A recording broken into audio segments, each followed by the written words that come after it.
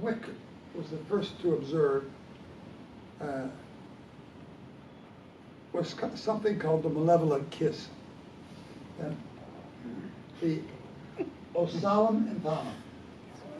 It has become the traditional belief that you open a Witches Sabbath not by getting up and reading from the Old Testament, but by having everybody march by and kiss the devil's butt. This is called the O Solemn and Thana. And if the devil is too busy, he has been known to assign this ass-kissing detail to a subordinate demon. It gets the job done fast.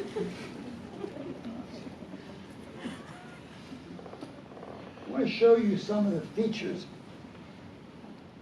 I've mentioned that there are 3 detailed Witches' Sabbaths. There's the one by Wick, which includes artwork. There is the one by Goethe, which includes no artwork, and hence the story of Faust comes out of that one. And then there's the story by the Scottish poet Robert Burns, who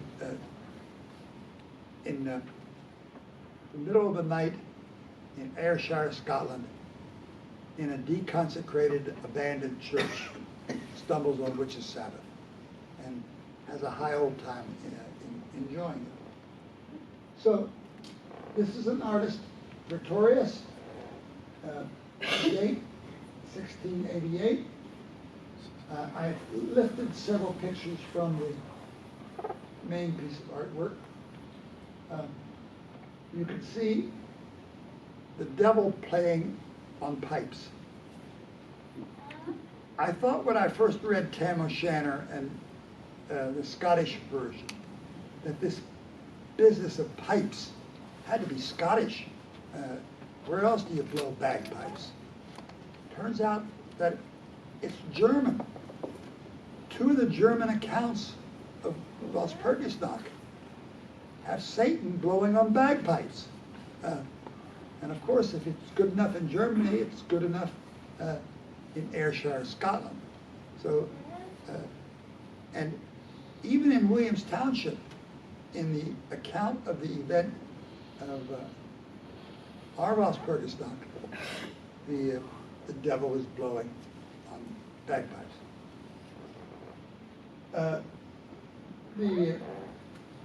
There's always butt kissing. In this case, there's a surrogate for the butt kissing. A goat is being used in the middle of the picture. Recently deceased people show up, or are dragged there, usually as a source of light. All the way back to Faust. The dead were dipped in wax and used as candles. Sometimes the dead were lifted from the ground bodily in their coffin. The coffin was open and a candle was stuck in their hands. In the case of Williams Township, the one dead visitor has been coated with phosphorus. The glow from the phosphorus provides light. It seems to be a given that in these versions of the Witches' Sabbath, we have these dead used for light. Lots of artists have gotten obsessed with the possibilities of drawing pictures about Witches' Sabbath night. But nobody beats Goya. Goya's got at least 8 that he released and several that he thought were too poor to show. He painted in great detail scenes from the Witches' Sabbath. Almost always having the devil appear as a goat.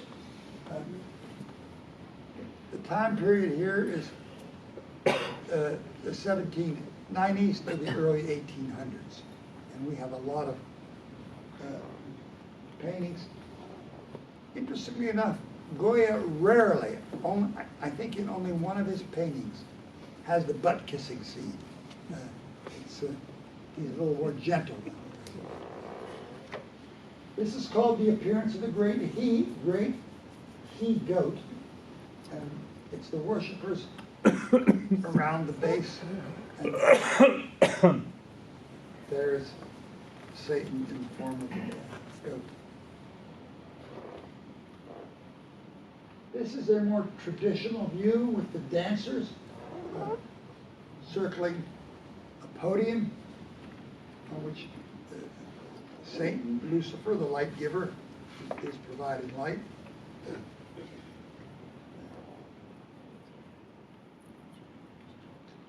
I want to show you how similar these accounts are.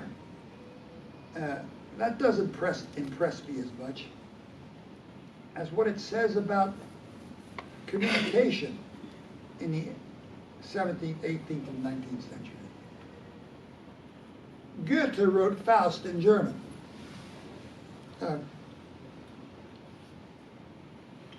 Robert Burns wrote Tam O'Shanter in the most god-awful, hard to interpret Scottish you've ever seen. If you speak English regularly, you'll have a devil of a hard time understanding those.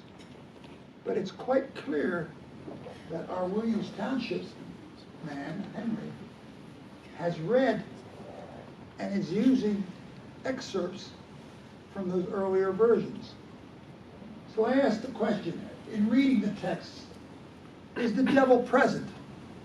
And the answer was very definitely yes for Faust and Burns. And Henry's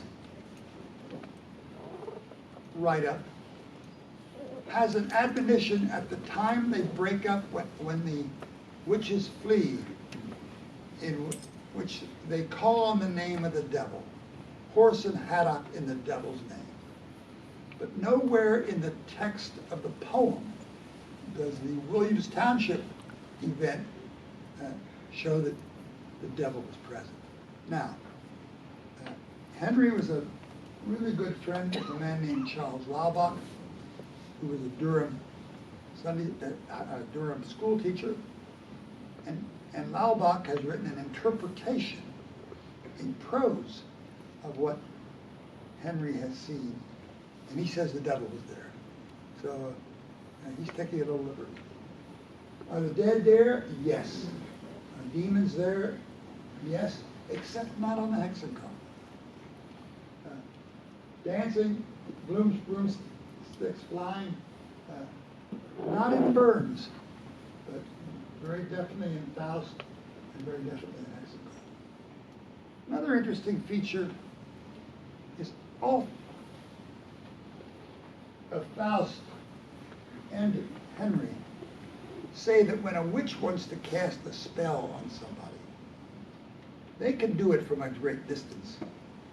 But it's far more effective if they can get close enough to scratch your head.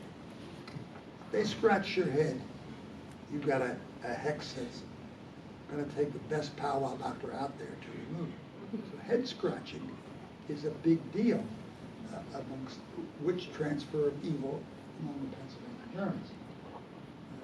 It is not amongst the Scottish. I mentioned the issue of light. I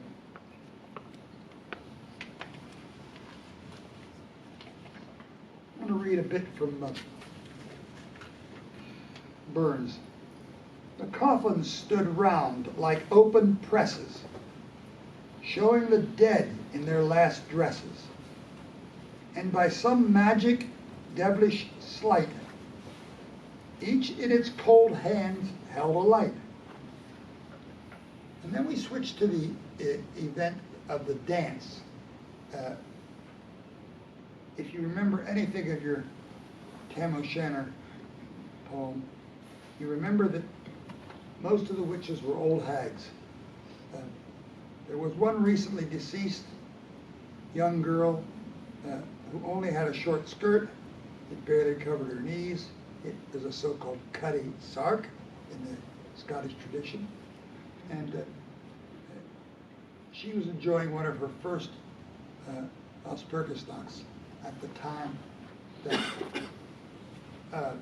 Burns stumbled onto it. So let's Listen to her dance. Satan leered and twitched at the dame, while he haunched and blew with might and main. The witches' dances knew no tether, till Tam scrapped his reason altogether and roared out, "Well done, Cutty Sark!" And in an instant all was dark. So the observer causes the breakup of the scene. The rest of Tam O'Shanter, a full 1/3 of its verse, is him trying to escape the witches who are now following him as his horse tries to ride away. Now, we have been preparing for Walpurgisnacht out in the way. Chief Witch of Hexenkopf has her specially made broom. It's called a bezel. You must make your own broom. In fact, you make 2 of your brooms. A bezel is made with hawthorn stalks twined together with woodbine vine and terminating in a straw brush head. It's laborious to make. It's a lot easier to go out and buy one. But you need one. You need one, and you need a second one. Because in Williams Township, the women, the witches, are mostly all married. And they want to escape from their husbands without having their husbands follow them. So the tradition out here is that you wait till your hubby falls asleep, and you put your other broom in his arm. He will think you're still there. You open the window and fly on out.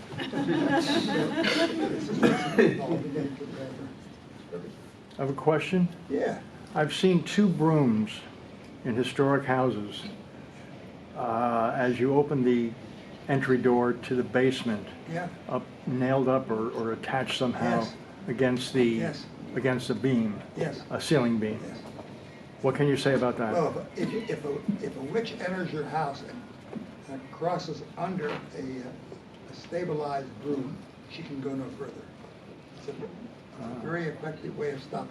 In fact, if it's at the portal of the house, it kills the witch. Is that like Ashwood? Yeah, it is. So here's how to fly. You don't just hop on and say, go, go, go. And again, it's interesting to realize how widely read Matthew Henry was. In Robert Burns, the witches fly by saying horse and haddock in the devil's name.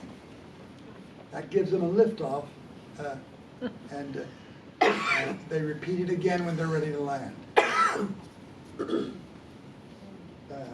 Henry uses that same phrase. Says that the witches he observed on Hexenkopf launched with horse and haddock in the devil's name. Überstock and Überstein Fliegel. That's out of Goethe. It's also out of Henry. Over the ground and over the rocks, fly. German, better than the Pennsylvania Dutch he was speaking, and yet he used it in his observation. He was telling us a story about observing a Witches Sabbath event, but he was also doing it in the context of earlier work of the Scottish Indian. I mentioned this. This is the abstract. It is of some interest to note how many writers have focused on writing something about the Witches Sabbath. The one I find the most charming is Bram Stoker, the guy we know for Dracula. He wrote a chapter, which he did have proofread and published as a separate chapter, obviously intended to go into a book. And it's Dracula Entertains a Guest. That's what it's called.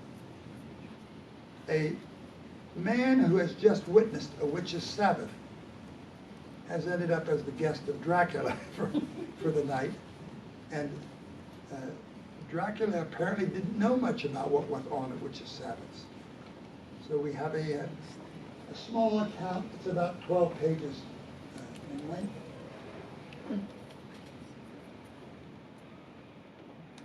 Now, what's the time periods here? Goethe's time period, he wrote Faust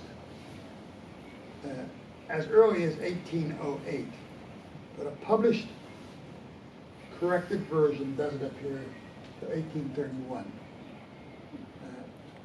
And the witches' Sabbath that occurs in Faust is a party. It's the devil himself entertaining you, having a high old time. He laughs, he tells jokes, he's a trickster. He tries to cajole you out of your eternal soul by making all kinds of promises. In one sense, Faust is lighthearted, but on the other hand, it's deadly serious.